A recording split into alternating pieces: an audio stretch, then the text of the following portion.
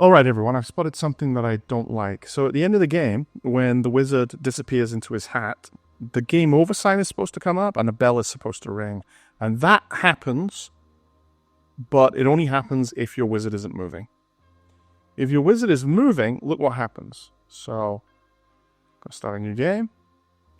Now, instead of standing still, let the ghost get me, I'm going to keep running backwards and forwards through the ghost. See that? There was no game over. There was no bell ring. Let's do it again.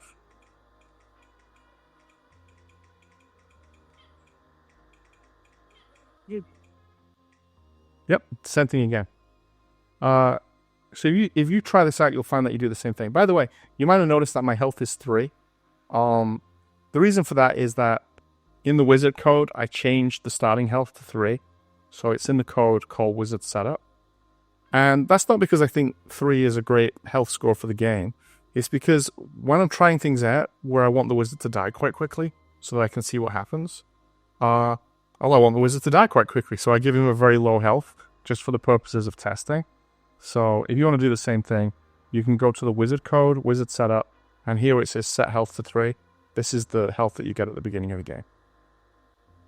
Okay, so how do we fix this problem that we have? Well, what's causing the problem?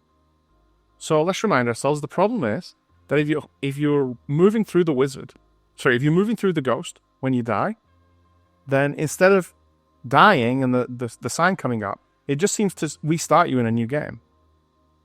And that's because of this. Start game, in the start game code, it says, when any key is pressed, start a new game, provided that the last game is over.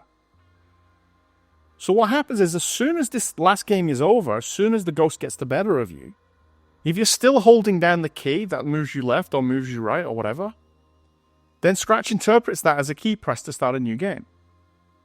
So it's interpreting you still pressing the button from the last game as you wanting to start a new game. And so it starts one immediately.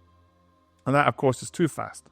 So what we want to do is we want to introduce a delay that stops the new game from starting straight away. Just a few seconds.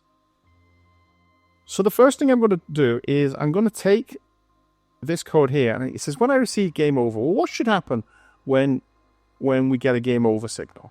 Well, the game should be over. That's for sure. So we want to set the game variable to over. But we don't want that to be enough to start a new game. We want to wait a few seconds. So go to control. Grab wait 3 seconds. And then, this is the key move, we're going to set the game to long over, which just means 3 seconds have passed. And then we change this to long over. So now, you can't start a new game until the old game is long over. And the old game is only long over after 3 seconds have passed. So that will give enough time for the graphics to come up, game over, and for the bell to ring. And only then, after that 3 seconds, will our game variable be set to long over, and that will tell Scratch that, oh, now you can start a new game. Now, as it is, if we try running this game right now, it's not going to work. Let me show you. If I hit the green flag, I press any key, nothing happens except that text disappears, but a new game doesn't start. Why not? Well, because after I press the green flag, that's like the beginning of the program. And so there's no old game. So there's no game that's long over. And so this says, well, you can only start a new game when the old game is long over, but there was no previous game, there was no old game to be long over. Now, this isn't a big deal. We can just go to start program.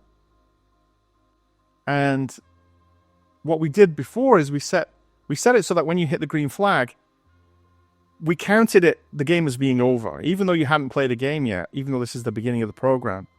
We counted the game as being over in order to make it ready to play a new game. Well, all we got to do is change that so that it's long over. So it's another way of doing the same thing.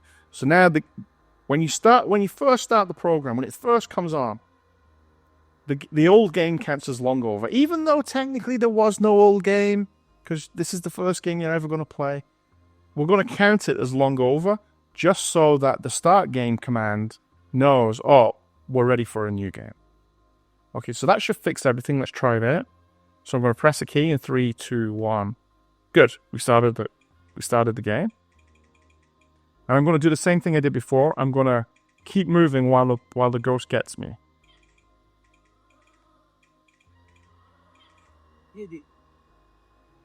Now you can't tell because you can't see my hands, but I was holding the key the whole time.